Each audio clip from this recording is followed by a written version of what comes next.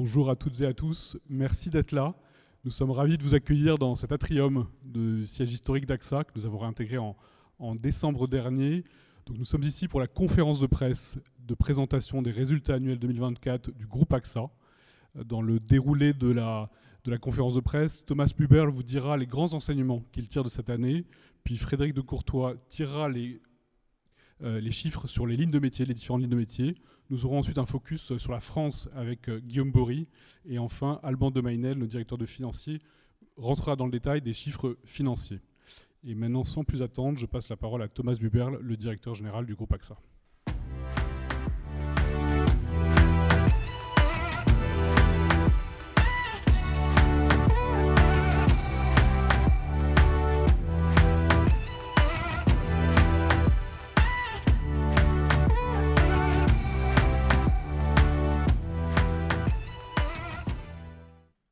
Bonjour à tous et à toutes, bienvenue à la conférence de presse de nos résultats 2024 du groupe AXA. Je suis ravi de vous accueillir dans ce siège historique, rénové maintenant, dans lequel nous sommes installés depuis quelques mois, après une rénovation de 4 ans, et nous sommes très fiers d'être de retour.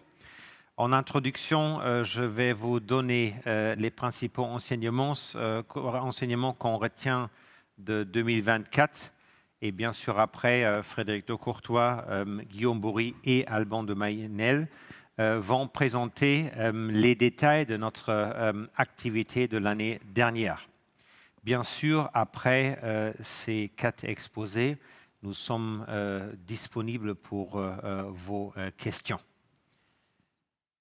Si on regarde les chiffres clés de l'année 2024, vous voyez que 2024 était une année de record, mais aussi une année très importante et particulière pour AXA. Parce que c'est la première année de notre nouveau plan Unlock the Future qu'on a présenté il y a presque une année. Ce plan, je vous le rappelle, est fondé sur la croissance organique et l'excellence technique après une période assez profonde de transformation de notre modèle.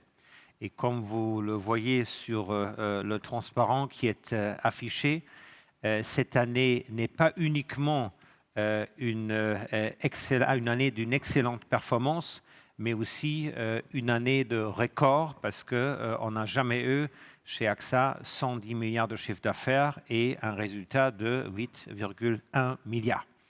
Ce résultat est vraiment fondé sur la croissance organique.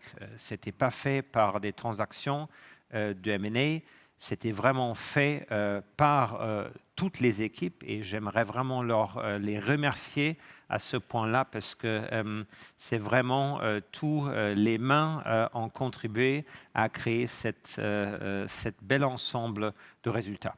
Je vais maintenant rentrer dans le détail des principaux indicateurs. Alors, si on regarde le résultat opérationnel, je vous l'avais dit, ça atteint un niveau record à 8,1 milliards d'euros. C'est une augmentation de 7% et c'est bien sûr le fruit de plusieurs sujets. D'abord, une très bonne discipline tarifaire, une diversification de nos portefeuilles de risques et ça, j'aimerais vraiment souligner la diversification de notre entreprise au niveau global est absolument clé pour ce succès et bien sûr une meilleure souscription notamment à des nouvelles technologies comme l'intelligence artificielle. Vous avez vu aussi que le résultat opérationnel par action augmente par 8%. Notre fourchette ciblée est 6 à 8%, ça veut dire plutôt dans la partie haute de la fourchette. Si on regarde le résultat net, on voit aussi une forte croissance de 11%. Tout ça se passe sur un bilan qui est extrêmement solide une solvabilité ou ratio de solvabilité de 216%. Qu'est-ce que ça veut dire? Ça veut dire qu'on a 2,16 fois le capital nécessaire dans un choc qui arrive tous les 200 ans. Ça veut dire qu'on est bien équipé. Compte tenu de ces bons résultats, le conseil d'administration hier a proposé aux actionnaires un dividende de 2,15 € par action, qui représente une hausse de 9%. Et ils ont aussi en même temps approuvé un nouveau programme de rachat d'actions pour un montant maximum de 1,2 milliard. Alors, tous ces chiffres-là montrent que nous sommes bien positionnés dès la première année de notre plan pour atteindre les objectifs de ce plan Unlock the Future. Et je vais maintenant aller plus dans le détail de cette performance pour aussi regarder un peu plus les lignes de métier. Si on regarde le chiffre d'affaires, je vous avais dit, ça augmente fortement et on trouve cette dynamique partout dans tous les métiers. D'abord, en dommages, le chiffre d'affaires atteint 56,5 milliards d'euros, qui représente une hausse de 7%. Cette croissance est portée à la fois par l'assurance des entreprises, qui croît de 6%, mais aussi par les particuliers, qui sont en hausse de 7%. En vie et épargne retraite, notre chiffre d'affaires atteint 34,5 milliards d'euros, qui représente une hausse de 9%. L'activité santé montre aussi une excellente dynamique avec une croissance de 8%. Et cette croissance est faite par, d'un côté, des augmentations de prix, mais par une grande partie par un agrandissement de notre part de marché dans tous les pays. Et si on regarde les pays, on voit quand même que tous les moteurs marchent.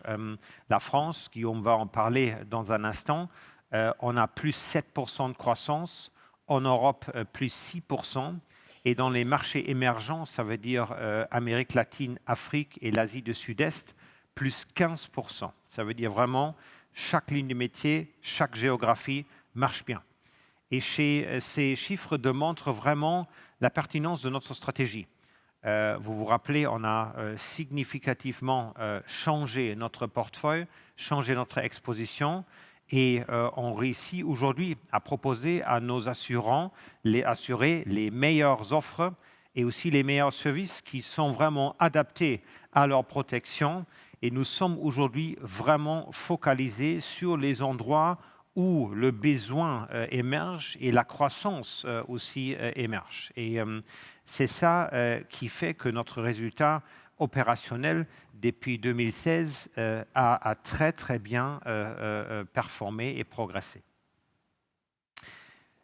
L'impulsion qui était donnée par notre nouveau plan Unlock the Future, qui est, comme je l'ai dit, d'abord est un plan de croissance et de croissance organique et de déploiement de tous nos atouts, nous pouvons vraiment récolter aujourd'hui les bénéfices de cette transformation qu'on a engagée depuis 2016 et qui s'est terminée en grande partie en 2023. Et vous voyez là qu'on voit quand même entre les deux dates que j'ai mentionnées une progression de notre bénéfice de 42%, chaque année un peu plus. On a évidemment l'année du Covid qui n'était pas facile, mais je tiens de souligner aussi que l'excellente performance d'AXA XL, qui est devenu, derrière la France, le deuxième moteur de rentabilité du groupe, me rend en particulièrement fier parce que pendant cette période, ce n'était pas toujours le plus simple à naviguer. Et quand on parle de la simplicité à naviguer, il ne faut jamais oublier que tous ces résultats se positionnent quand même dans un monde qui est de plus en plus volatilité, de plus en plus troublé Et on réussit quand même avec notre stratégie de l'exposition globale et de diversification avec grande prudence de réussir là-dedans. Si on regarde maintenant notre modèle, encore une fois, à nouveau, la réussite est vraiment due à quelques sujets. Un, on s'est complètement recentré sur notre métier corps, l'assurance. Deux, on s'est focalisé sur des positions fortes dans des marchés où nous sommes grands et présents, et on a laissé de côté d'autres marchés. Et troisièmement, on a un modèle très équilibré. 50% plutôt des affaires avec des entreprises, 50% avec des particuliers. Et cette diversification dont j'ai parlé nous aide beaucoup à avoir une base solide, mais aussi à générer de la croissance organique dans toutes nos lignes de métier et certainement aussi, comme je l'ai dit, dans toutes nos géographies. Et je suis certainement fier de partager avec vous que certainement dans la partie assurance en entreprise, nous sommes le leader mondial de la petite PME et les ETI jusqu'à la grande entreprise. Et c'est certainement là où on voit aujourd'hui le plus grand besoin de mieux comprendre les risques et aussi de mieux gérer les risques. Et c'est là où on est bien positionné d'un côté sur les biens physiques comme les bâtiments, les usines, tout ça, mais aussi sur la partie ressources humaines et les collaborateurs pour les mieux protéger. Si on regarde aussi peut-être un élément qui était important pour nous, c'est le renforcement dans des marchés clés. Et j'aimerais vous donner un exemple de l'année dernière, c'était l'acquisition de Laya en Irlande.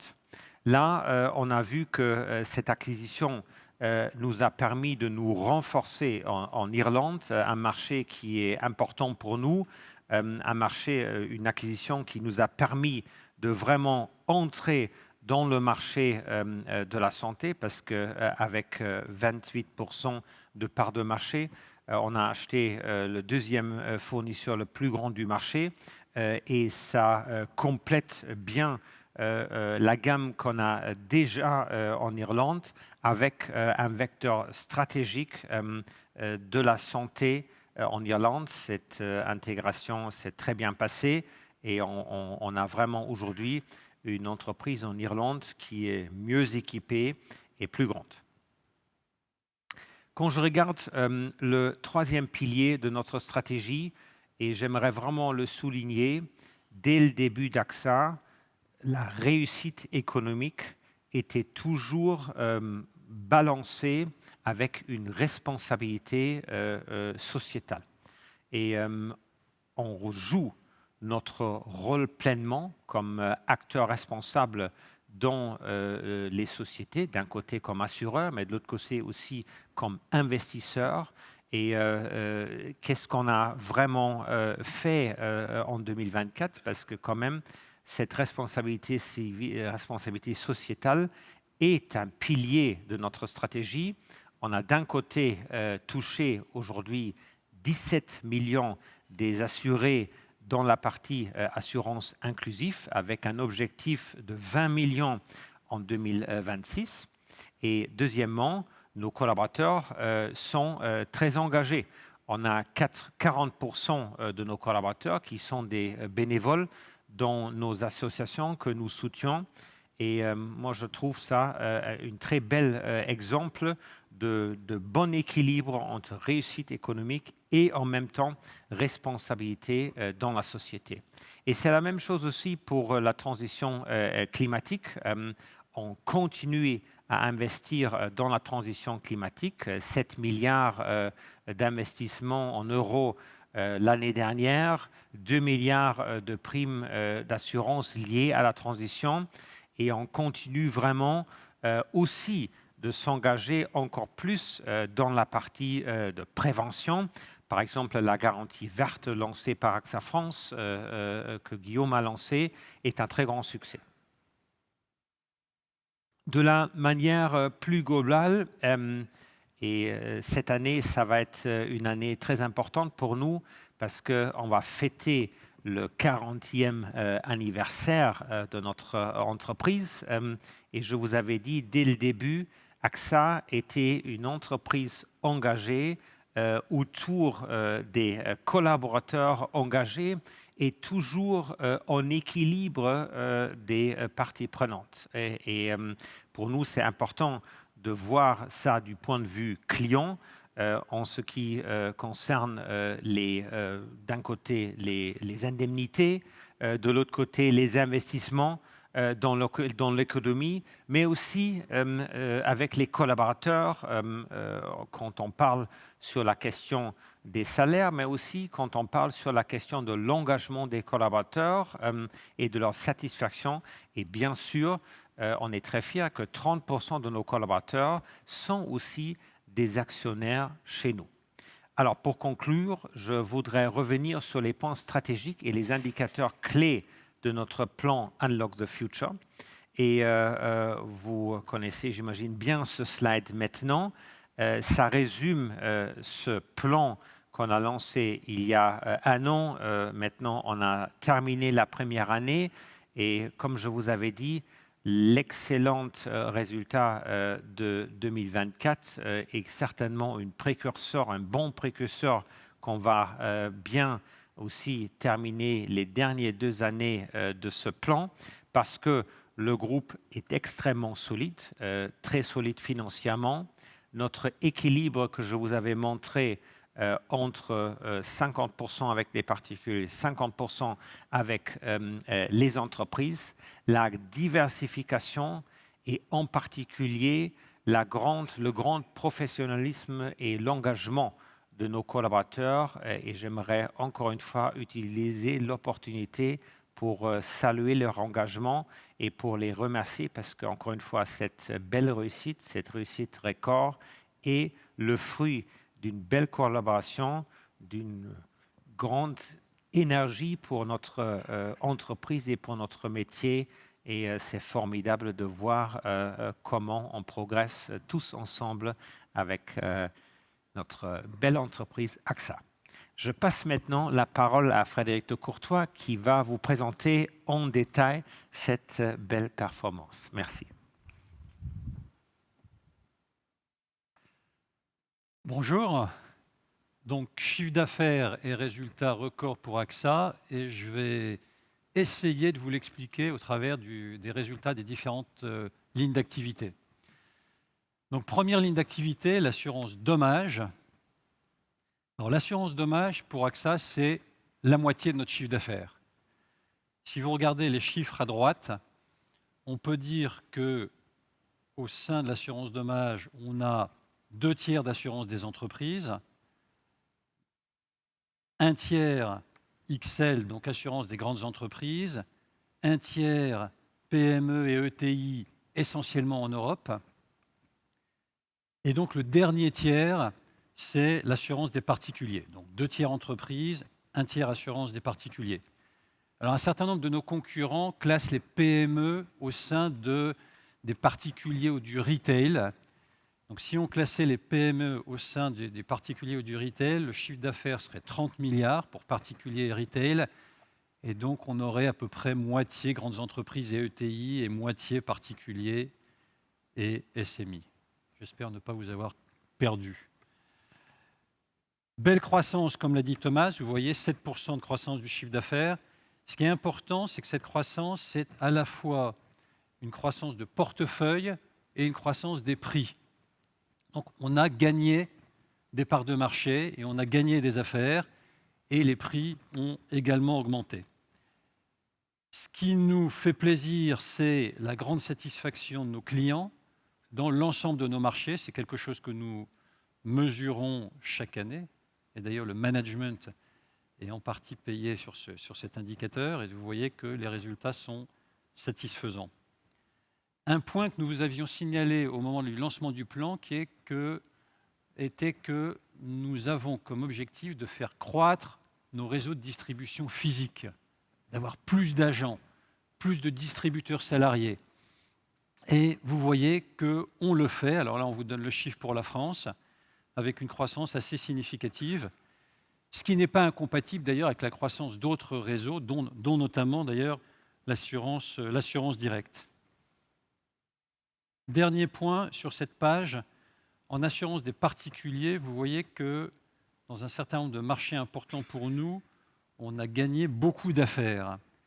On a eu l'année dernière une stratégie différenciée par marché. Il y avait des marchés où on devait redresser les résultats et on l'a fait, en Angleterre et en Allemagne notamment. Et donc là, on a accepté de perdre des affaires. Et il y a des marchés où on avait une rentabilité satisfaisante. Et là, on était dans une démarche de conquête de marché. C'est notamment le cas en France, vous voyez, où on a gagné beaucoup d'affaires et on continue à gagner beaucoup d'affaires. Au global, notre portefeuille est resté à peu près stable, donc avec des marchés en assez forte croissance, et comme je l'ai dit, donc, notamment 2 marchés sur lesquels nous avions des portefeuilles à restructurer. Toujours en assurance dommage, sur la page suivante, donc résultat opérationnel en forte croissance, donc de 10%. C'est à la fois dû à la souscription, donc à un effort technique, et aux investissements. Alors pourquoi les investissements? Bonne gestion des investissements, mais également évidemment hausse des taux qui nous a été favorable. Sur la souscription, l'indicateur, vous le connaissez, c'est le ratio combiné. Donc ratio combiné en augmentation de 2 points, ce qui est bien. Et là encore, c'est dû à la fois à 2 éléments. Le premier, c'est amélioration technique. J'ai en particulier parlé de l'Angleterre et de l'Allemagne, et on l'a fait de façon courageuse. Et moindre catastrophe naturelle. Alors ça pourrait vous surprendre, puisque l'année dernière a été une année d'assez forte activité en termes de catastrophes naturelles, mais notre portefeuille a été moins impacté. Alors pourquoi? C'est en partie une bonne souscription, en partie une question de mix géographique. Alors quand je dis mix géographique, ça veut dire de la chance. Ça veut dire que les catastrophes n'ont pas nécessairement frappé là où on était le plus exposé. Mais voilà un peu l'analyse de notre résultat. Dernier point, on est toujours très convaincu que l'intelligence artificielle aura un impact très significatif sur l'industrie de l'assurance. Je me répète souvent, l'industrie de l'assurance, c'est des textes, des images et de la voix. C'est exactement là où l'intelligence artificielle nous aide beaucoup.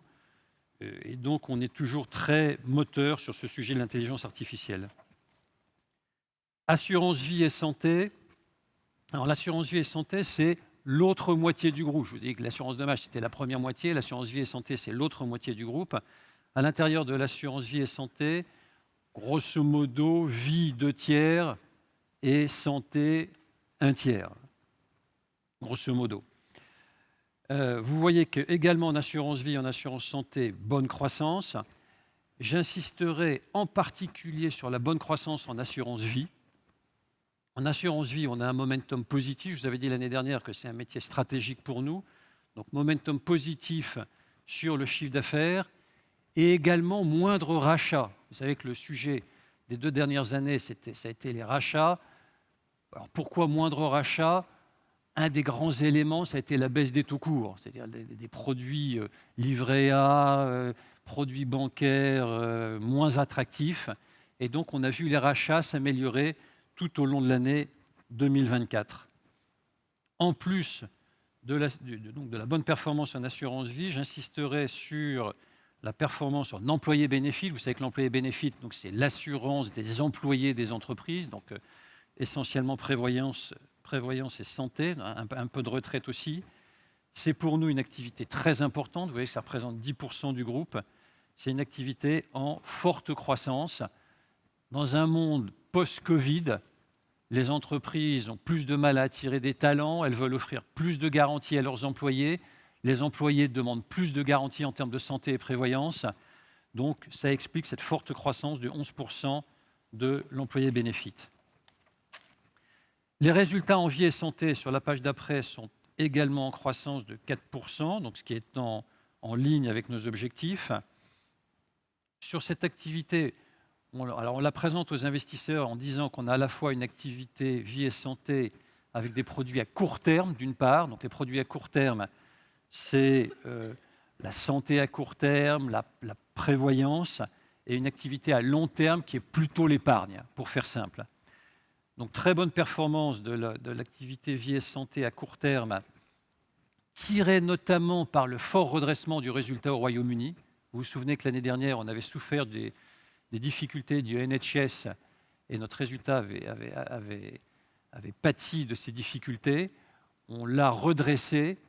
On n'a pas encore vu tout l'impact. On verra encore une suite de ces impacts positifs en 2025, mais on voit déjà une amélioration significative en 2024. Donc, c'est l'explication majeure, si je puis dire, sur l'amélioration de la vie et santé court terme.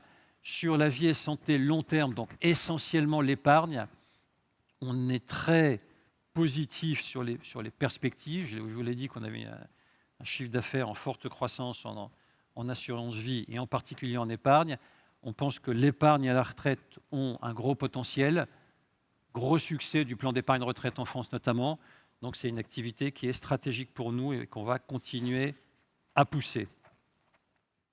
Dernière ligne d'activité qui est l'asset management. Alors c'est une activité un peu particulière puisqu'on l'a vendue, comme vous le savez. Donc on est entre le signing et le closing. Donc closing prévu à la fin du deuxième trimestre. Vous vous souvenez qu'on l'a vendu à BNP. Vous voyez d'abord que c'est une bonne année, donc croissance du résultat opérationnel de 11%, qui s'explique à la fois par une hausse des actifs sous gestion et en bas à droite, le fameux ratio d'exploitation, donc sur les coûts divisés par les revenus, qui est en assez forte amélioration, donc bonne discipline de gestion des coûts. Si je voulais faire une boutade, je dirais que BNP devrait être satisfait de ses résultats, parce qu'une croissance du résultat de 11%, c'est bien. Plus sérieusement, le partenariat avec BNP est un partenariat absolument stratégique pour nous. Donc, on est content de leur livrer une société qui va bien. C'est important pour nous que BNP plus AXA IM aille bien. C'est important pour nos stratégies de façon générale. C'est important pour nos stratégies en assurance vie. Donc voilà ce que je pouvais vous dire. Donc toutes les lignes de business ont contribué à ce chiffre d'affaires et ce résultat record. Tous les pays et toutes les business units du groupe AXA vont bien. Et donc, tout ceci est satisfaisant. Merci. Guillaume, la France.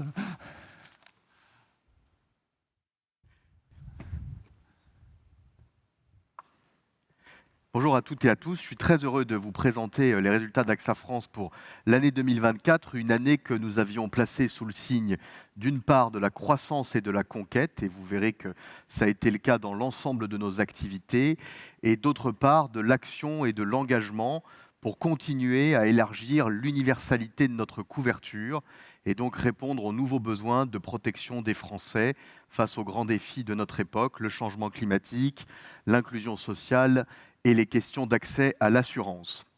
Alors tout d'abord, vous connaissez tous bien AXA France, mais je voudrais, sur la page suivante, vous rappeler quelques éléments distinctifs de notre modèle sur le marché domestique du groupe. AXA France, c'est d'abord un modèle très diversifié et équilibré sur les trois principaux marchés activités du groupe, puisque chacune, la santé, la prévoyance, l'épargne et la retraite, l'assurance dommage, contribuent pour un tiers de notre activité sur le marché domestique. Cette diversification, comme Thomas Buberl l'a souligné tout à l'heure, est un instrument fondamental de notre présence à long terme et de notre capacité à absorber les chocs et donc à proposer des couvertures à l'ensemble des clients. C'est là la deuxième caractéristique de notre modèle, un positionnement qui est universel, c'est-à-dire qui vise à proposer des solutions de protection à tous les clients sur tous les types de risques auxquels ils peuvent être confrontés. Nous sommes ainsi le premier assureur des entreprises en France. Une PME sur 3, 1,7 million d'entreprises sont clientes d'AXA France et nous accompagnons plus de 20% des ménages. Un ménage français sur 5 est accompagné par AXA en France avec près de 8 millions de clients particuliers. Et enfin, troisième caractéristique forte de notre modèle, un lien de proximité avec nos clients qui se caractérise par un accompagnement quotidien. J'ai coutume de rappeler que nous faisons un métier qui est un métier de service du quotidien. Tous les jours, nous devons accompagner des clients face à des difficultés, face à des problématiques de risque qui se posent. Ça nous conduit, sur l'ensemble de nos métiers assurantiels, l'assurance dommage, l'assurance santé, l'assurance prévoyance, à verser chaque jour 35 millions d'indemnisations. Et ces versements, c'est autant de cas individuels, parce que quand vous êtes confronté à un sinistre, ça n'est pas forcément la même réponse selon l'endroit où vous vous trouvez sur le territoire, selon le besoin que vous avez à cet instant précis. Et donc ce métier de service quotidien, il est opéré par plus de 30 000 personnes qui travaillent pour AXA en France, dont plus de la moitié sont nos réseaux de distribution, des agents généraux, des collaborateurs commerciaux salariés qui accompagnent les clients. Vous en trouvez un tous les 6 km en moyenne sur le territoire français. C'est très concret. Je vous donne un exemple. En assurance dommage, toutes les 16 secondes en moyenne, un sinistre est réglé par AXA France. Donc ce métier d'accompagnement et de service du quotidien, aujourd'hui, est une très grande force pour nous et un élément central de notre stratégie. Ce modèle unique, page suivante, nous permet année après année de réaliser de belles performances. Et en 2024, pour AXA France également comme pour le groupe, il s'agit d'une année record avec un résultat opérationnel au plus haut depuis 10 ans. Cette très belle performance, elle est d'abord et avant tout tirée par la croissance de notre activité. Le chiffre d'affaires d'AXA France, Thomas l'a dit tout à l'heure, a cru de 7%. Très concrètement, ça veut dire qu'en une année, nous avons augmenté notre chiffre d'affaires d'1,8 milliard d'euros. Et cette croissance, elle est tirée par toutes nos activités sans exception, l'assurance dommage, l'assurance santé prévoyance, l'épargne retraite, une croissance donc bien répartie entre nos différents moteurs. Et cette croissance, elle est tirée par une ambition de conquête que nous avons mis avec toutes les équipes d'AXA France au cœur du plan stratégique actuel.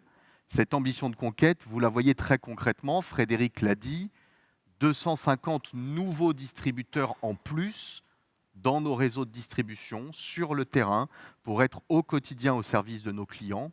Et ça nous permet d'avoir un apport net en nombre de contrats de 420 000 contrats supplémentaires en portefeuille, net également évidemment des résiliations et des départs de clients. Et les clients eux-mêmes, individuellement, nous ont fait davantage confiance puisque nous avons là aussi conquis 200 000 clients de plus en net. Ça représente une croissance de notre portefeuille de clients qui est déjà très large, de plus de 3%. C'est la première fois depuis de nombreuses années que nous atteignons des objectifs aussi élevés sur la croissance et la conquête, avec l'intention dans chacun de nos métiers de faire croître nos parts de marché. Et cette très belle performance nous permet, après un an de plan stratégique, d'être en avance sur l'objectif que j'ai fixé aux équipes d'AXA France de dépasser 1 million de contrats d'assurance supplémentaires à l'horizon du plan stratégique. Donc nous sommes déjà à plus de 40% de cet objectif après la première année. Cette croissance, elle résulte aussi de notre stratégie permanente de différenciation sur le marché. Je l'illustre par un exemple sur un marché stratégique pour nous, comme l'a rappelé Frédéric il y a quelques instants, le marché de l'assurance vie épargne retraite. Nous sommes sur le marché français de très loin le premier acteur de l'eurocroissance, qui nous paraît bien répondre aux demandes actuelles des clients et sur lequel nous avons un encours qui a cru de près de 30% cette année pour atteindre 8 milliards d'euros. C'est de très loin le plus gros fonds eurocroissance du marché. Cette croissance et cette conquête, elle se fait avec les mêmes exigences techniques, d'excellence technique sur l'ensemble de nos activités. Et ça se traduit comment? Ça se traduit par notre capacité, dans une année de croissance et de développement, de continuer à améliorer la rentabilité technique de nos opérations par la baisse de notre ratio combiné d'un peu plus de 0,5 points sur l'ensemble des métiers assurantiels, dommages, santé et prévoyance. Et donc au total, vous retrouvez un résultat opérationnel en croissance de 3% qui dépasse les 2 milliards d'euros. Comme je vous le disais, c'est un plus haut historique depuis 10 ans. Et par ailleurs, si nous retraitions ce résultat opérationnel de l'opération exceptionnelle que nous avons annoncée en fin d'année dernière, il serait en croissance de 6%. Donc ça indique la très bonne dynamique également de rentabilité d'AXA France. Rentabilité dont je rappelle quelle est la condition indispensable de notre présence à long terme auprès des clients, sans stop and go, et en étant toujours présents sur chacun des métiers. Alors nous sommes sur le marché français le leader du marché avec ce modèle universel, et ce modèle universel, il est au cœur de la vie économique et sociale. Et c'est pour ça que nous rappelons sur la page suivante qu'au quotidien, nous avons un impact très concret sur la vie économique et sociale du pays, impact social que je veux mettre en avant par rapport au rôle que nous sommes déterminés à continuer de jouer sur le marché français pour offrir des solutions de protection qui sont chaque année plus larges et mieux adaptées aux besoins réels des Français en matière d'accompagnement. Alors d'abord et avant tout, en adaptant précisément nos produits, nos solutions à l'évolution des attentes et à l'évolution de la société, à la réalité de ce que sont les risques. C'est ça qui nous a conduit notamment cette année à lancer AXA Financement Entreprise, qui est le premier produit d'épargne qui permet le financement en dette privée des PME et des ETI du pays et qui est à disposition de tous nos clients. Pas seulement la clientèle patrimoniale qui avait déjà naturellement accès à ce genre de solutions, mais également la clientèle grand public. Et là, vous retrouverez bien notre objectif sur toutes nos activités de pouvoir couvrir tous les besoins, ceux des clients les plus modestes et de la classe moyenne, comme de la clientèle patrimoniale. De la même façon, nous nous adaptons aux évolutions sociétales. Il est clair que dans la société française aujourd'hui, il y a de grands défis sur l'accompagnement, hélas, face au harcèlement scolaire, qui est en très forte progression, comme nous le savons tous. Il y a également des défis d'accompagnement face aux aidants, tous ces Français qui accompagnent un proche qui est en situation de dépendance.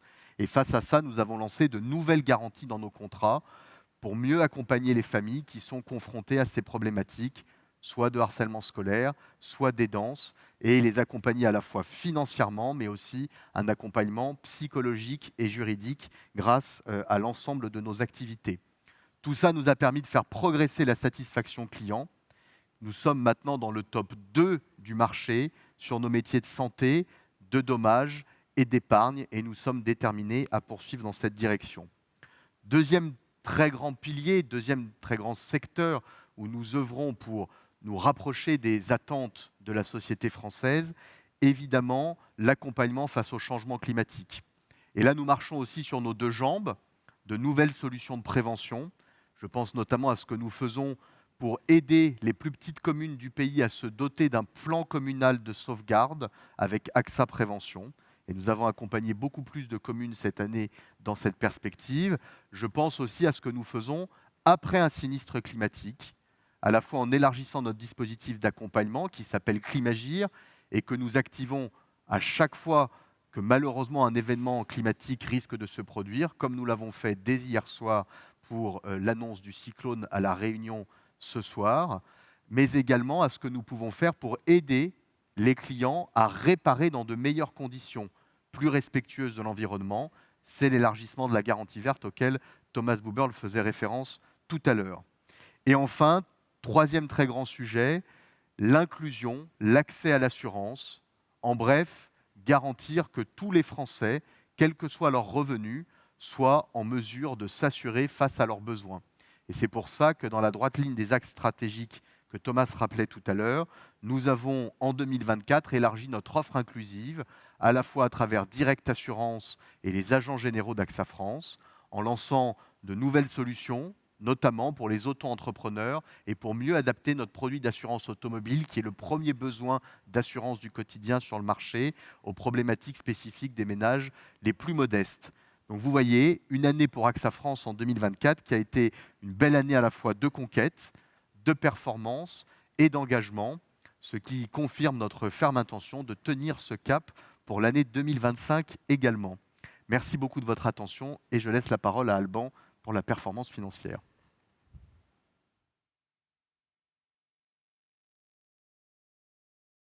Merci Guillaume et bonjour à tous. Donc quelques mots pour résumer notre performance financière.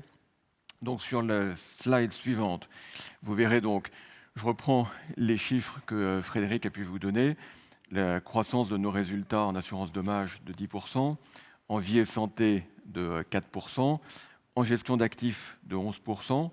Vous voyez que sur la partie holding, il y a une légère dégradation de nos résultats. En fait, c'est simplement le reflet d'investissements additionnels que nous faisons en technologie et pour soutenir notre croissance dans un certain nombre de pays.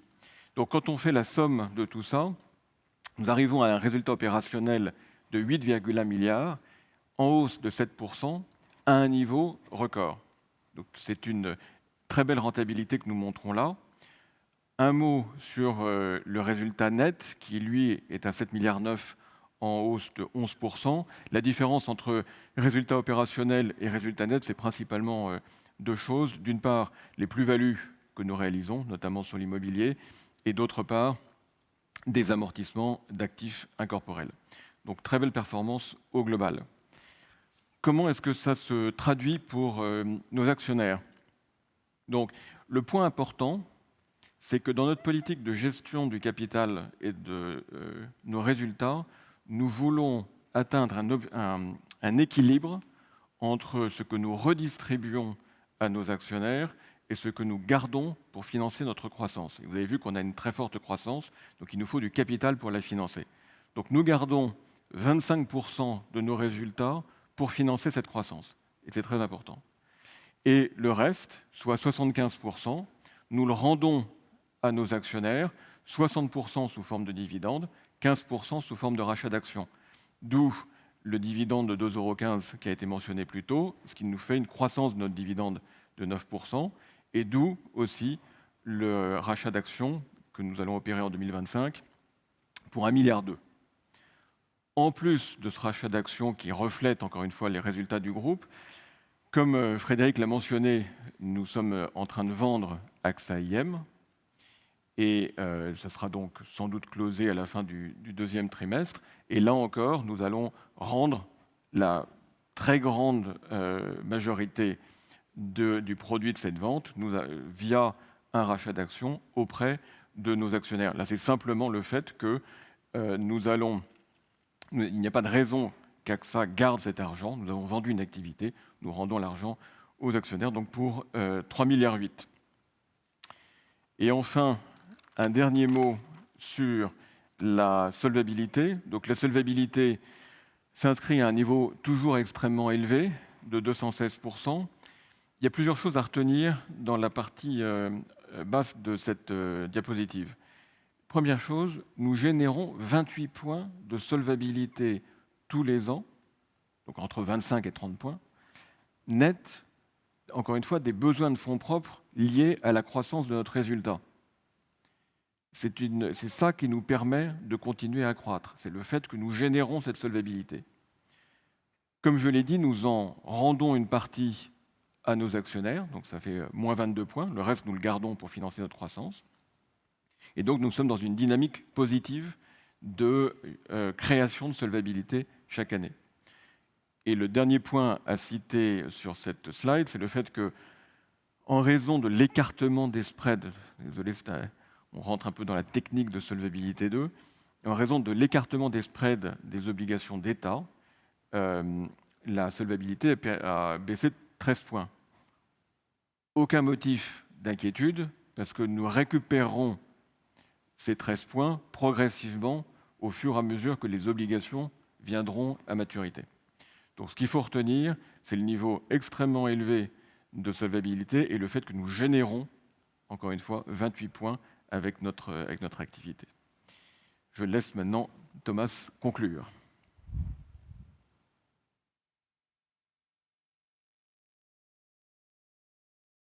Merci Alban. En conclusion, peut-être 3 points. Premier point, vous avez vu en 2024 des résultats records portés par toutes les géographies, tous les secteurs et fondés sur la croissance organique.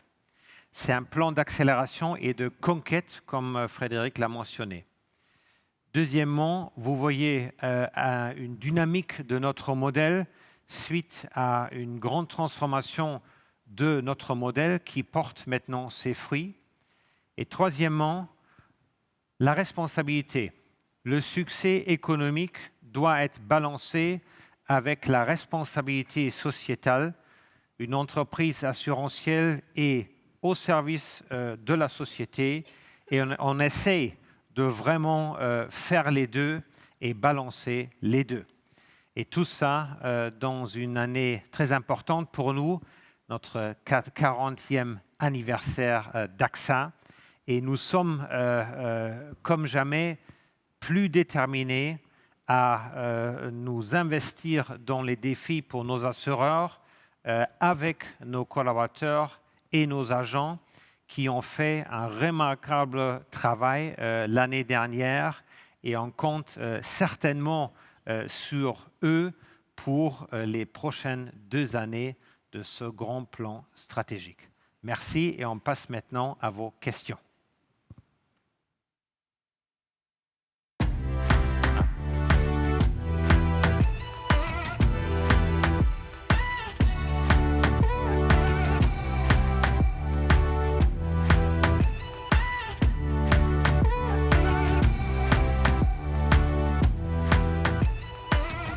Pour les questions, on donne préférence aux questions dans la salle et si vous pouvez vite dire qui vous êtes, de quel journal et après la question. Merci. Oui, donc Jean-Luc Champetier, du journal Investir. Je vois que la bourse réagit un peu négativement ce matin, donc, mais pourtant les comptes ont l'air bons dans l'ensemble. Donc c'est toujours compliqué à comprendre et analyser. Donc, juste de précision sur l'assurance dommage, est-ce que vous pouvez indiquer le montant des CatNat et son évolution en valeur et en pourcentage des primes? Vous avez dit que c'était moins que prévu. Et en assurance vie, il y a une baisse de la marge sur affaires nouvelles, je crois. Donc, je n'ai pas bien compris pourquoi, si vous pouvez expliquer. Voilà, je vous remercie. Très bien, merci Jean-Michel. Alors juste vite sur le sujet de la bourse, il ne faut pas oublier que notre cours de bourse les derniers jours a quand même fortement accéléré jusqu'au moment où hier on était à plus que 38 €. Je pense que c'est normal que vous avez une légère baisse aujourd'hui. Je me suis attendu à ça. Alors, les 2 questions sur assurance dommage et le NatCat en valeur et pourcentage, et deuxièmement, la marge des affaires nouvelles en vie. Alban, peut-être les 2 questions pour toi. Oui, absolument. Sur les catastrophes naturelles, nous avons donc 56 milliards de primes en assurance dommage et nous nous sommes donné un budget de 4,5% de ratio combiné, donc 4,5% de ces 56 milliards, pour faire face aux catastrophes naturelles chaque année. En 2024, comme Frédéric l'a expliqué, en fait, la consommation de ce budget n'a été que de 3,8% par rapport à 4,5%. Donc 2,1 milliards au lieu de 2,5 milliards si on le met en euros. Et sur la marge sur affaires nouvelles, en fait, quand on regarde produit par produit, elle a été stable ou très légèrement baissée. Ce qui fait la baisse au global, c'est le fait que dans le mix des produits que nous avons vendus globalement, nous avons vendu un peu moins de produits très fortement margés au Japon et un peu plus de produits toujours rentables, mais moins margés en France, en prévoyance. Et donc c'est cet équilibre-là de mix produit qui amène au global à une légère baisse de notre marge sur affaires nouvelles. On passe à la prochaine question.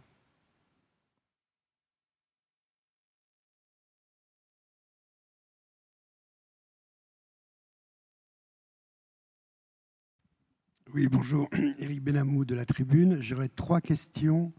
Une première question sur est-ce qu'on peut connaître l'effet prix sur le AXA France, donc l'augmentation des primes au global. La deuxième question porte sur la réassurance. Alors, je n'ai pas lu le communiqué dans son intégralité, mais est-ce qu'on peut connaître la contribution de la réassurance aux résultats? Et troisième question, vous avez beaucoup parlé de responsabilité sociétale, etc. Est-ce que AXA compte, notamment en France, réinvestir le créneau du logement résidentiel qui est en panne en France? Merci. Très bien, merci pour ces 3 questions, Eric. Je propose, Guillaume, que tu prends la première et la deuxième. Première en étant le sujet effet prix dans la croissance AXA France et troisième sur la partie réinvestir dans le sujet du logement. Et Alban, si tu pourrais parler sur la réassurance et la contribution au résultat. Tout à fait, avec plaisir. Bonjour et merci pour vos questions. Sur l'effet prix en assurance dommage sur le marché français, il a été en 2024 entre 4 et 5%. Je rappelle que ça correspond à une inflation moyenne du coût des sinistres qui est significativement supérieure à cela, encore tout au long de l'année 2024. Traditionnellement, l'inflation des sinistres dépasse très largement l'inflation générale des prix. Ça a été à nouveau le cas en 2024. Et ça se compare donc à une croissance de l'activité dommage totale de 8%. Donc là, vous retrouvez bien ce qu'on indiquait tout à l'heure. Notre croissance est le fruit à la fois d'augmentations tarifaires qui reflètent la réalité du risque et de croissance et de conquête de parts de marché avec un effet volume qui est lui aussi significatif. Et sur la question du logement, aujourd'hui, dans notre politique générale, on continue d'être actif sur ce marché. Donc, il n'y a pas d'évolution dans un sens ou dans un autre. Ça continue d'être quelque chose qu'on regarde de très près et sur lequel on se développe. Alban, sur la réassurance, oui. Donc sur la réassurance, nous avons eu de très bons résultats.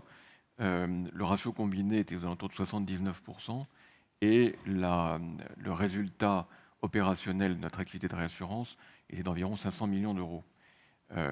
Ceci reflète d'une manière générale la restructuration du marché de la réassurance qui s'est opérée il y a un peu plus de 2 ans maintenant, où les réassureurs d'une manière générale ont laissé aux assureurs les catastrophes naturelles qu'on appelle secondaires et qui ne sont pas si secondaires que ça. Et donc ça a amélioré d'une manière générale la rentabilité des réassureurs. Et en croissance, ça a même fait 10%, plus que le groupe.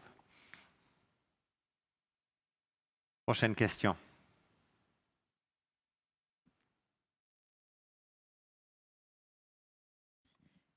Bonjour, Claudia Cohen de chez Bloomberg News.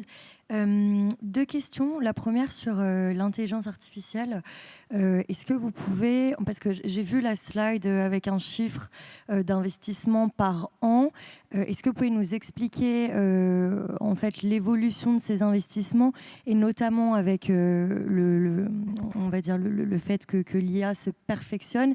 Est-ce que vous pensez investir plus dans les prochaines années et peut-être donner 1 ou 2 use cases assez concret en fait de l'utilisation de l'IA, notamment par vos agents. Deuxième question qui rejoint un peu celle de mon confrère.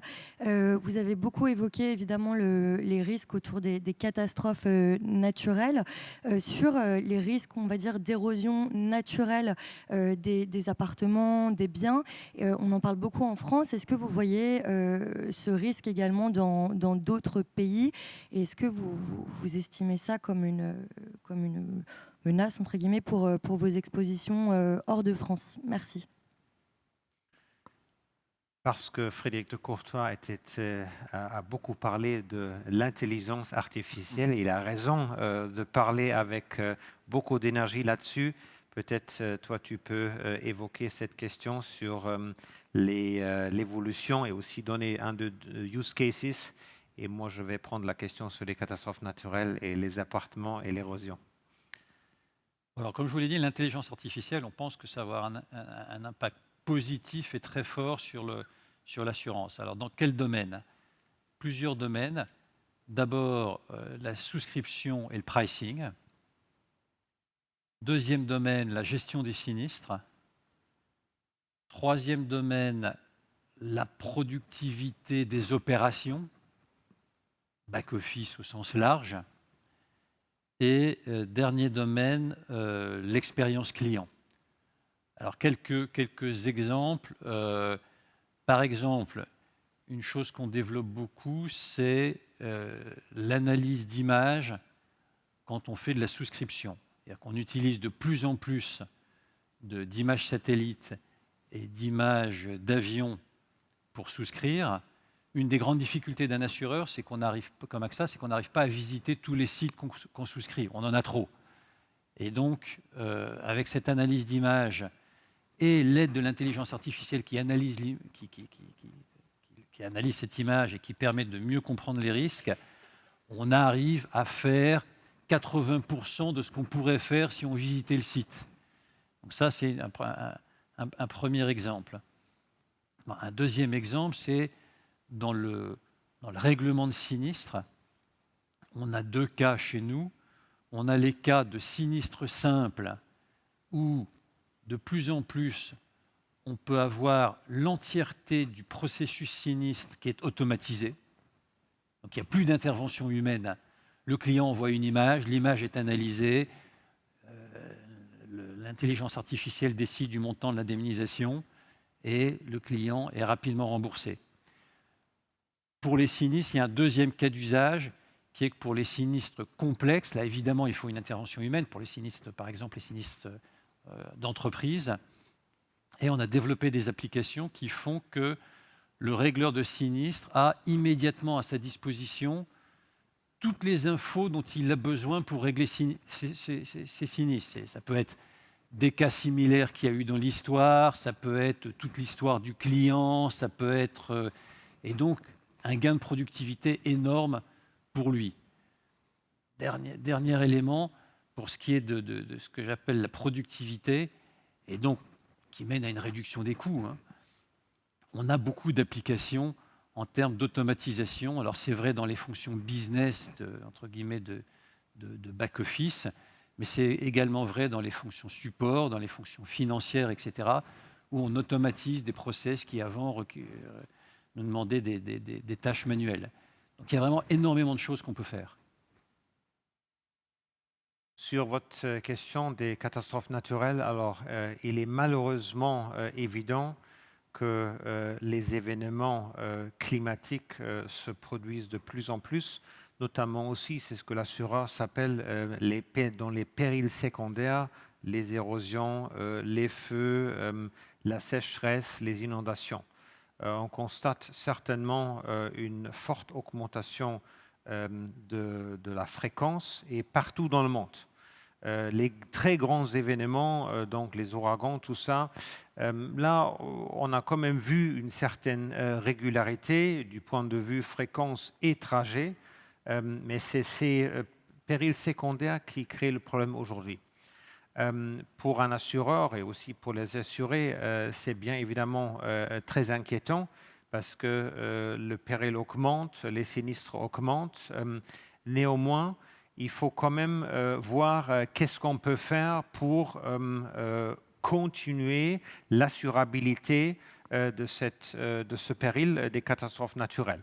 Et je veux dire, sans rien faire, il est clair que les coûts des sinistres vont augmenter et l'assurabilité va être en danger. Néanmoins, on a quand même vu dans le passé que la prévention est un moyen de garantir l'assurabilité et de réduire aussi que les mêmes sujets se passent la prochaine fois. On a parlé sur la garantie verte en France. Si on regarde par exemple les feux à Los Angeles, on a quand même vu que toutes les maisons qui ont été construites en béton et pas en bois ont survécu ces horribles feux. Et on voit même dans les grands ouragans, si vous prenez l'ouragan Katrina et l'ouragan Irma, je pense une différence d'à peu près 15 ans, la charge de sinistre a baissé dans le temps et pas augmenté à cause du fait que les acteurs privés, entreprises et l'État ont appliqué des mesures de prévention. Ça veut dire quand la tempête passe la prochaine fois, ils sont mieux préparés. Et c'est ça qu'il faut pousser beaucoup plus. La prévention doit devenir un élément beaucoup plus clé de la question protection contre ces catastrophes naturelles. Prochaine question. On reste sur ça. On va commencer derrière et...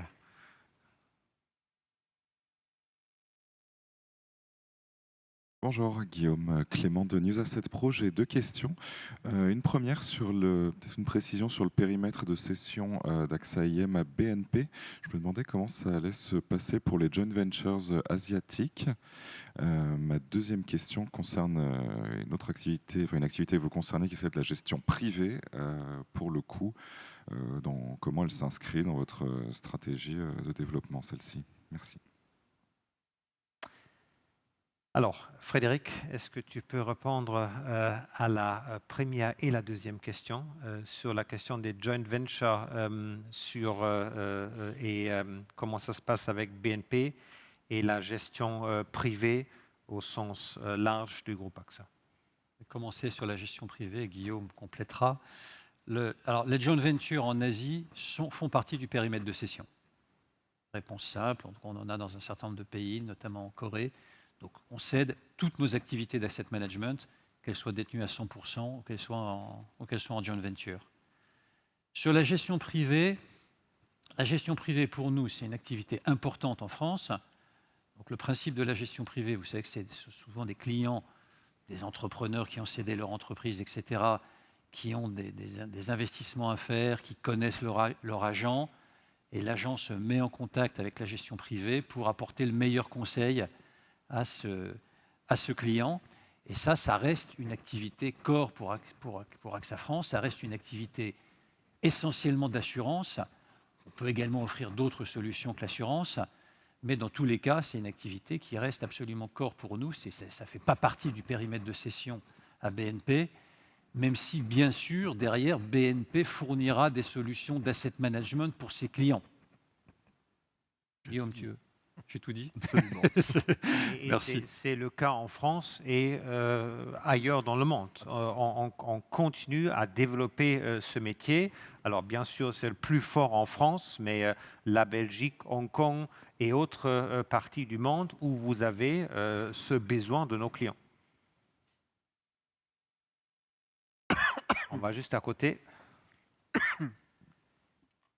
Bonjour, Florian Delambili de News Assurance Pro. J'ai 4 petites questions. La première, je voulais savoir, vous avez beaucoup parlé des clients que vous aviez gagnés en net, mais que vous aviez un portefeuille qui était resté relativement stable au niveau du groupe, notamment avec des pertes au Royaume-Uni. J'ai vu qu'effectivement les hausses de tarifs étaient assez violentes de plus de 30%. Je voulais savoir du coup combien vous aviez accepté de perdre de clients, comme vous l'avez dit tout à l'heure, et si vous étiez aussi arrivé à un mix géographique, puisque vous ne cédez plus d'activité à l'international qui était bon pour vous.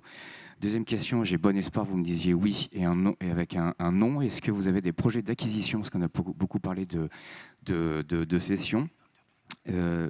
Troisième question, c'est sur hier, donc la Commission européenne a dévoilé les détails de son projet Omnibus de simplification sur le reporting ESG. L'assurance n'a pas gagné grand-chose, si j'ai bien compris, donc je voulais avoir un commentaire de votre part sur ce sujet-là. Et quatrième question, c'est plutôt sur la France, un commentaire sur la hausse de la taxe sur les contrats santé et puis sur la baisse de la participation de l'État sur la prise en charge des arrêts de travail. Merci.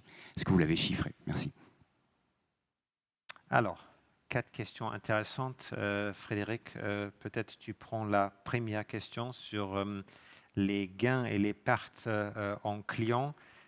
Moi, je vais prendre la deuxième sur les projets d'acquisition et la moitié de la dernière sur la France Santé. Et peut-être, Guillaume, tu peux parler sur la baisse des charges. Et Alban, si tu peux parler sur la Commission européenne et Omnibus et qu'est-ce que ça veut dire pour l'assurance. Et peut-être je commence tout de suite. Alors sur les projets d'acquisition, bien sûr, on ne commente jamais n'importe quelle rumeur ou des projets d'acquisition. Je vous avais dit quand j'ai parlé sur 24 que c'est vraiment la puissance organique d'AXA qui a créé ce résultat. La plateforme AXA marche, le modèle AXA marche, ça veut dire on n'a pas besoin ou on ne dépend pas des acquisitions.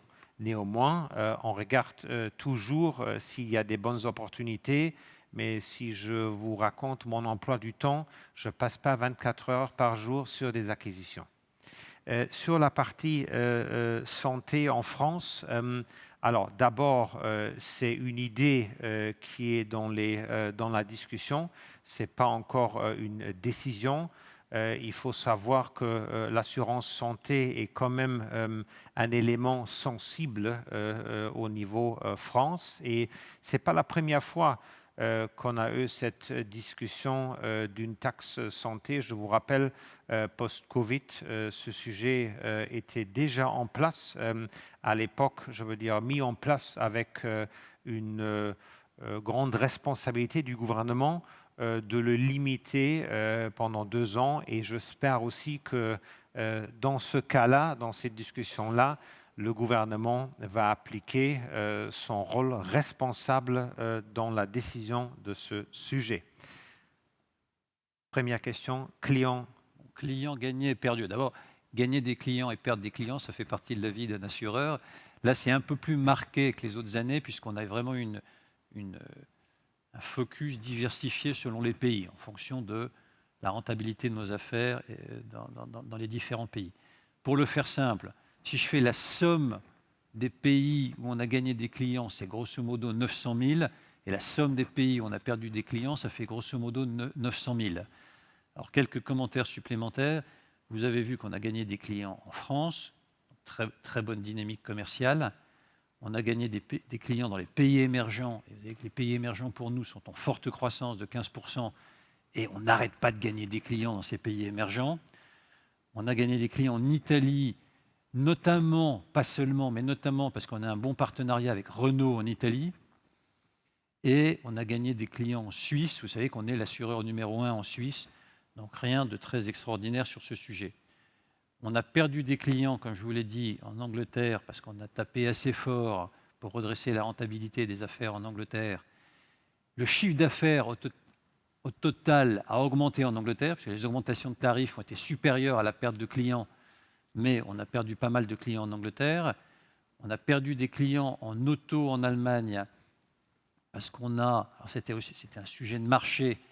L'assurance auto était déficitaire et on a tapé plus fort que nos concurrents. Et à mon avis, on a bien fait parce que c'était nécessaire.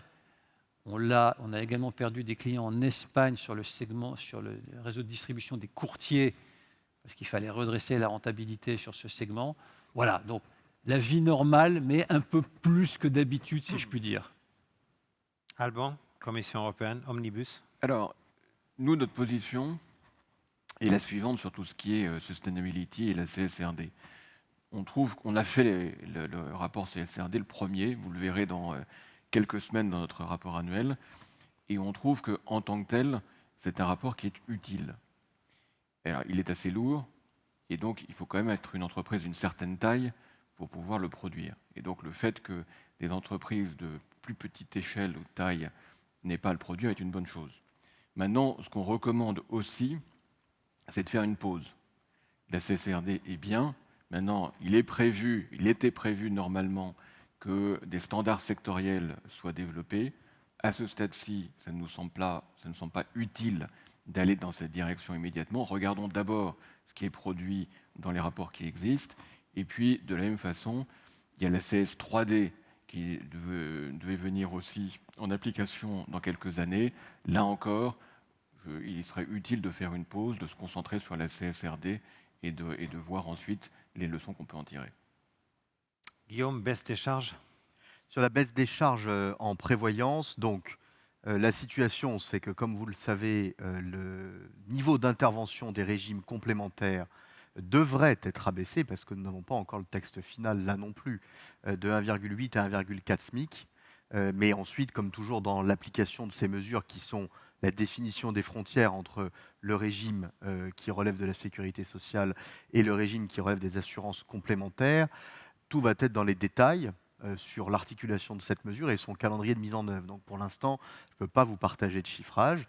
Il est certain que ça fera évoluer la nature du risque que nous couvrons et par conséquent que nous devrons en tenir compte dans notre approche tarifaire pour l'année 2026.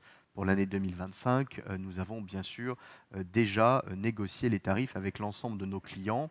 Et dans la droite ligne de ce que Thomas et Alban ont indiqué, à la fois sur la santé et sur la situation du marché européen.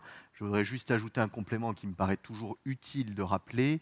Les contrats de complémentaire santé français sont les plus taxés d'Europe d'un niveau sans aucune mesure comparable avec tous les marchés voisins, puisqu'il n'y a quasiment pas de taxes sur ces contrats en Allemagne, en Italie, en Espagne, quand chez nous, elle varie de 13 à 20%. Donc je pense que ça donne une assez bonne indication de la situation du marché français sur ce sujet. Très bien, on passe à la prochaine question. Madame? Ah oui, il faut juste attendre le micro, sinon ça va être difficile. Oui, Aline Fauvarc au journal Le Revenu. Sur les acquisitions, vous n'avez pas voulu le dire, mais si j'en déduis que vous avez touché 5,1 milliards de la vente de l'asset management à BNP et que vous en restituez 3,2 milliards en rachat d'actions, il vous reste à peu près 1,9 milliard, nous disons 2 milliards pour les acquisitions, puisque vous générez aussi de la valeur. Voilà, ça c'est une chose. Est-ce que c'est bien ça l'enveloppe potentielle? Ensuite, peut-être que j'aimerais avoir quelques précisions plus techniques sur l'effet des taux, sur la marge de solvabilité et aussi peut-être sur votre notation financière qui tient compte du risque France, lequel pourrait être encore dégradé. Et puis ensuite, il y a un sujet qu'on n'a pas abordé aujourd'hui, mais sur lequel vous travaillez beaucoup, qui sont les risques cyber, si jamais vous vouliez nous en dire deux mots. Et enfin, quels sont les risques majeurs qui pourraient apparaître et qui, là, pourraient peser sur la marge de solvabilité ou vos comptes en 2025-2026? Alors, je vais prendre la question sur les acquisitions. Alban, si toi tu peux prendre la question sur la marge de solvabilité. Frédéric, si tu peux prendre la question sur le cyber. Et je vais peut-être prendre la quatrième question sur la solvabilité, mais plus générale. Alors, je commence peut-être pour juste avoir les bons chiffres en tête. Le prix de la vente était 5,4 milliards. Le rachat qui va être fait une fois que le closing est arrivé va être à 3,8 milliards. Ça veut dire le delta 1,6 est potentiellement utilisable pour des investissements. Et quand on parle des investissements, il ne faut pas non plus oublier que les 8% de croissance qu'on a montré, ça ne se fait pas automatiquement. Ça nécessite des investissements dans les gens, les souscripteurs, les gens qui gèrent les sinistres, l'investissement dans l'IA qui n'est pas non plus gratuitement. Ça veut dire on utilise cet argent intelligemment, d'un côté pour les investissements organiques, et comme je le dis et je le répète, s'il y a des opportunités d'acquisition qui se présentent, bien sûr, on va regarder. Et vous avez vu dans le passé récent plusieurs de ce type. J'ai montré l'acquisition de Laya à l'instant. Vous avez vu l'acquisition de Crédit Mutuel en Espagne. Vous avez vu l'acquisition de Nobis en Italie. Vous avez vu l'acquisition de Groupama en Turquie. Et je veux dire, ça fait partie de notre courant normal, mais comme j'ai dit avant, on ne passe pas 24 heures par jour sur ce sujet parce que notre focus est le développement organique de l'entreprise que vous avez vu aujourd'hui avec succès. Je vais peut-être tout de suite prendre la quatrième question. Je pense qu'il y a bien sûr dans ce monde un peu basculé et volatile beaucoup de risques. Quand on parle sur la solvabilité, c'est là où votre question est axée. Les risques qu'on a sur la solvabilité sont beaucoup moins présents qu'à l'époque parce que les sensibilités de la solvabilité suite à un grand changement des marchés des actions ou marché des taux est aujourd'hui beaucoup plus faible qu'à l'époque. Juste pour vous rappeler un peu les chiffres, la sensibilité qu'on a eue dans l'ancien modèle de 2016 vis-à-vis aujourd'hui représente à peu près un tiers de la sensibilité de l'époque. Néanmoins, je pense qu'il faut plutôt regarder au-delà de ça et se dire quels sont les grands risques qui peuvent nous toucher. Je pense, vous avez évoqué dans la troisième question sur le cyber, un des grands risques, le risque géopolitique, le risque catastrophe naturelle, le risque social. Moi, j'aimerais peut-être me focaliser sur 2 points qui me semblent importants. Et on fait chaque année notre Future Risk Report avec quels sont les 10 risques les plus grands du monde. Et on voit que l'hiérarchie dans les risques ne change pas vraiment énormément, sauf peut-être l'année 2020, où avec le Covid, le risque santé était absolument prioritaire. Mais c'est ce qu'on voit maintenant dans le fil des années, que les risques entre eux devient beaucoup plus corrélé. Ça veut dire le risque cyber est corrélé au risque géopolitique, le risque social est lié au risque catastrophe naturelle et autres. Et deuxièmement, je pense le risque social aujourd'hui, et je veux dire le risque basé sur le contrat social qu'on a et qui ne marche plus comme ça a marché, est peut-être le risque le plus sous-estimé aujourd'hui sur la cartographie des grands risques. Question 2 sur la solvabilité. Alors, il va falloir qu'on entre un peu dans la technique, mais compte tenu de la nature de vos questions, j'ai l'impression que vous aimez la technique. Alors, quand on parle de taux, on parle de 2 choses différentes. Les taux en tant que tels et puis les spreads. Sur les taux, on a un bilan qui est matché, et donc notre solvabilité est extrêmement peu sensible à l'évolution des taux en tant que tels. Et quand je dis ça, c'est les taux swap. On a un gap de duration qui est de 0,2 années, si on rentre dans la précision. En revanche, il y a dans les taux aussi le spread, que ce soit sur les obligations des entreprises ou les obligations des États. Et c'est ce qu'on a vu notamment donc l'an dernier, quand il y a un élargissement de ces spreads-là, ça vient peser sur notre solvabilité, et encore une fois, au fur et à mesure que ces obligations seront remboursées, nous récupérons ces points de solvabilité-là. Et on a besoin de prendre ces obligations gouvernementales parce que c'est ça qui nous permet, d'abord c'est quand même les plus sûrs, quels que soient quand même les ratings, et puis c'est ça qui nous permet d'avoir des actifs longs en face de nos engagements de long terme avec nos assurés. Vous avez aussi posé une question sur notre notation dans le contexte français. Vous avez sans doute noté que cette semaine, S&P nous a mis sur Outlook positif.